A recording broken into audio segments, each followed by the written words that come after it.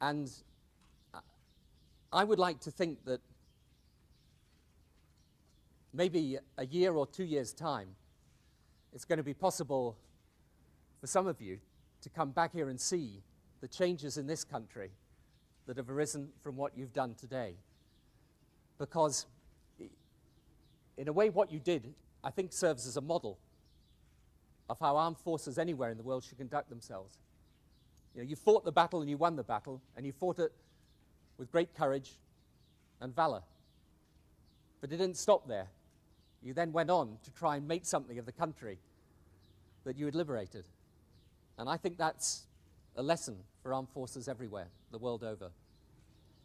And the other thing I think will be very clear is that when people look back on this time and look back on this conflict, I honestly believe they will see this as one of the defining moments of our century. And you did it.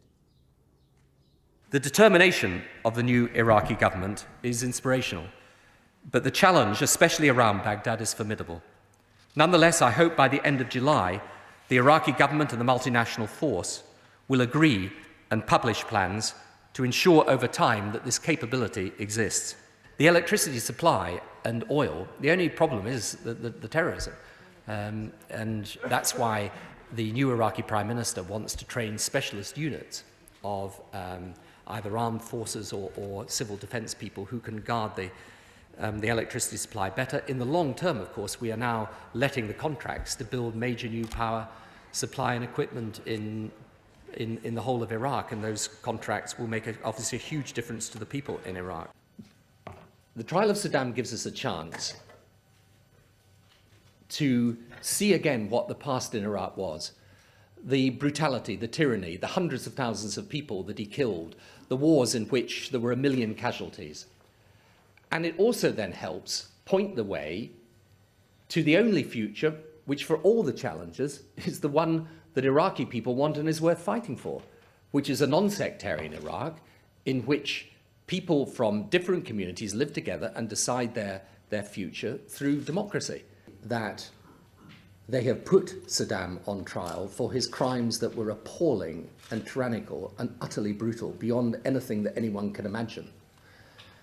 And that the Iraqi people came out, 70% of them, millions of them, to vote in an election. That this trial of Saddam, which has been handled by the Iraqis themselves, and they will take the decision about this, it does give us a very clear reminder of the total and barbaric brutality of that regime.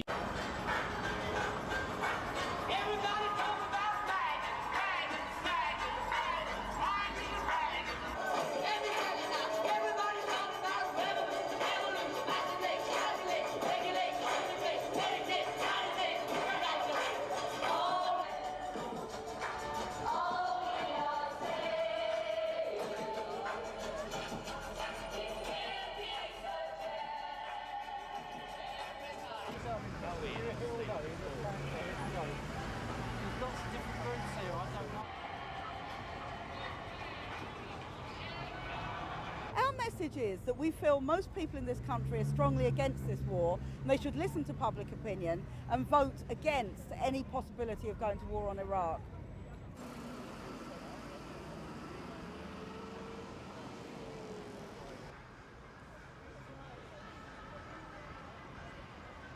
Largely pulp fiction, to be honest. The rehashing of old propaganda stories, supposition, hypotheses, nothing that will persuade people who haven't already been persuaded of the need to plunge over a cliff in the Middle East when there's already enough chaos and bloodshed there already. His conclusions that Iraq is engaged in the production of weapons of mass destruction are simply not true. His allegations are long, his evidence is short. His evidence is a hodgepodge of half-truths, lies, short-sighted and naive allegations which will not hold after a brief investigation by competent and independent experts in the relevant fields. We advise Mr. Blair to pass on his dossier to UNMOVIC and the IAEA for proper assessment, and soon enough the truth will come out.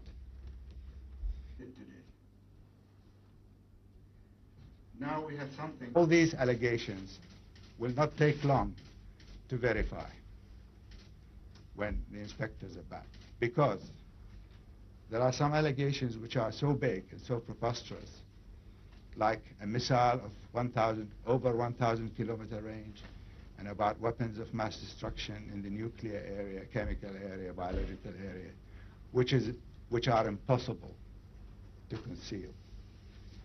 They will soon reveal the truth about those things. And soon, are the inspectors going to have unfettered access? Exactly, unfettered access. Wherever they want to go? Wherever they want to go. This will be the subject that is practical arrangement in order so there is no misunderstanding about the procedures which are to be adopted during inspection. Mr. Blix is very anxious. He does this before coming here, and we are complying. Investigation by competent...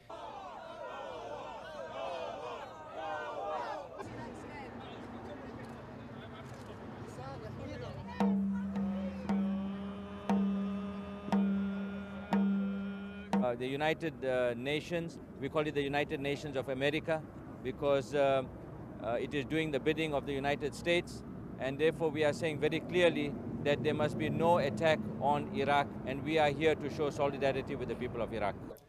The only hope we have of stopping Mr. Bush now is for the American people themselves to demonstrate that they will not tolerate, they will not support, they will not give their lives nor their money for a military aggression against the people of Iraq.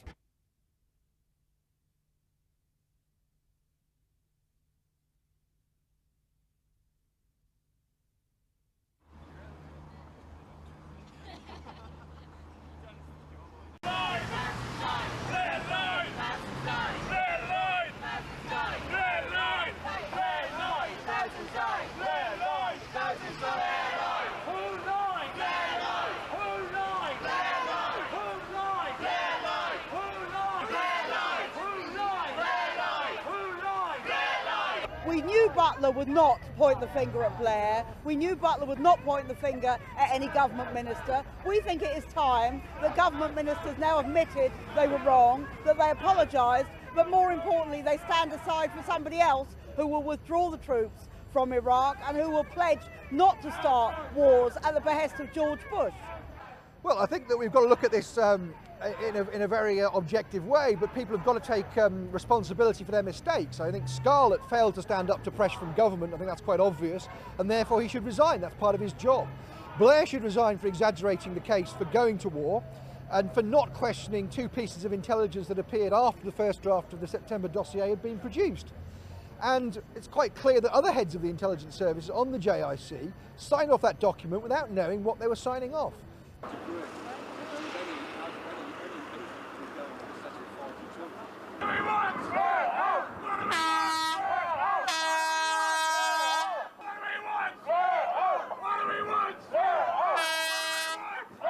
Over here! Here!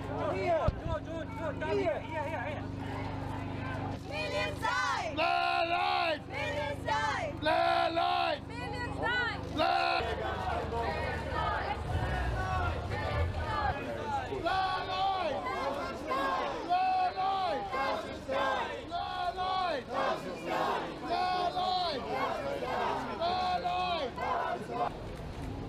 Okay, just start moving forward slowly. Guys, evacuate your property. Road still.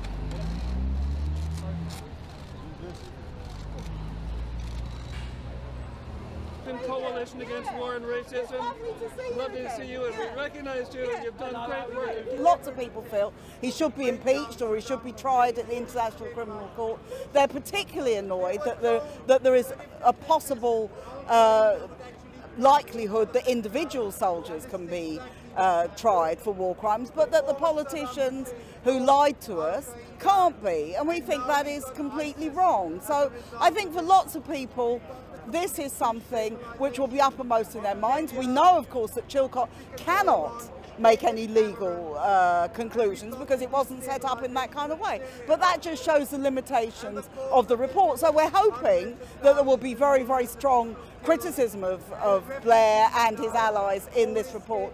But regardless of that, this is not going to be the end of the matter because people will pursue it in all sorts of other ways.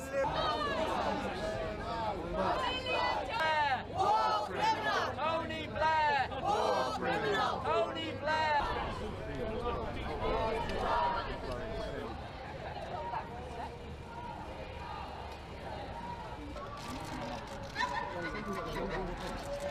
Here. Hello, Tony. Yes, thank you. That's great.